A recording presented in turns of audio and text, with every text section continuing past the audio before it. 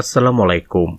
বীর মুক্তিযোদ্ধাদের সর্বোচ্চ সম্মান প্রদর্শনের নির্দেশ দিয়েছেন মুক্তিযুদ্ধ বিষয়ক মন্ত্রী।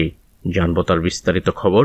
তবে আপনি যদি যুদ্ধের জীবন চ্যানেলে নতুন থাকেন, চ্যানেলটা অবশ্যই সাবস্ক্রাইব করবেন, পাশেই থাকবেন।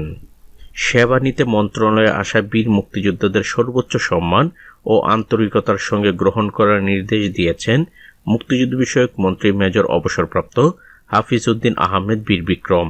তিনি বলেছেন, স্বাধীনতার জন্য যারা জীবন বাজি রেখে লড়েছেন তাদের মর্যাদা নিশ্চিত করা রাষ্ট্রের নৈতিক দায়িত্ব।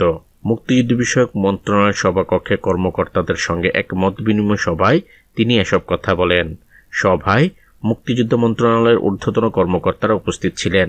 সভায় মহান মুক্তিযুদ্ধের চেতনা ধারণ, ইতিহাস সংরক্ষণ এবং মুক্তিযোদ্ধাদের যথাযথ মর্যাদা নিশ্চিত করার ওপর গুরুত্বারোপ করেন মন্ত্রী। তিনি বলেন, তৎকালীন মেজর ও পরবর্তীতে রাষ্ট্রপতি শহীদ প্রেসিডেন্ট জিয়াউর রহমান চট্টগ্রামের বালুরঘাট বেতার কেন্দ্র থেকে স্বাধীনতা ঘোষণা করেন।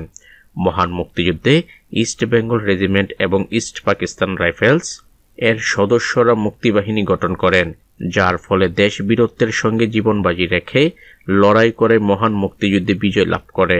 মুক্তিযুদ্ধ বিষয়ক মন্ত্রী বলেন, মুক্তিযুদ্ধ ছিল জনগণের ঐক্যবদ্ধ প্রতিরোধের এক অনন্ত দৃষ্টান্ত, যেখানে তরুণ সমাজ স্বতঃস্ফূর্তভাবে অংশগ্রহণ করেছিল। তিনি ৭১-এর রণাঙ্গনের ব্যক্তিগত অভিজ্ঞতা তুলে ধরে বলেন, সে সময় বাঙালি বৈষম্য ও নিপীড়নের শিকার হয়েও অসীম সাহসিকতায় স্বাধীনতার সংগ্রামে ঝাঁপিয়ে পড়ে। বিপুল সংখ্যক ছাত্র, যুবক ও সাধারণ মানুষ মুক্তিযুদ্ধে অংশ নিয়ে দেশকে স্বাধীন করেছেন।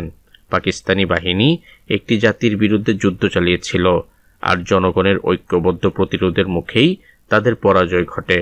স্বাধীনতার পর বীর মুক্তিযোদ্ধাদের যথাযথ সম্মান সব ক্ষেত্রে নিশ্চিত হয়নি, এমন মন্তব্য করে তিনি সংশ্লিষ্ট সবাইকে এ বিষয়ে আরও সচেতন ও দায়িত্বশীল হওয়ার আহ্বান জানান।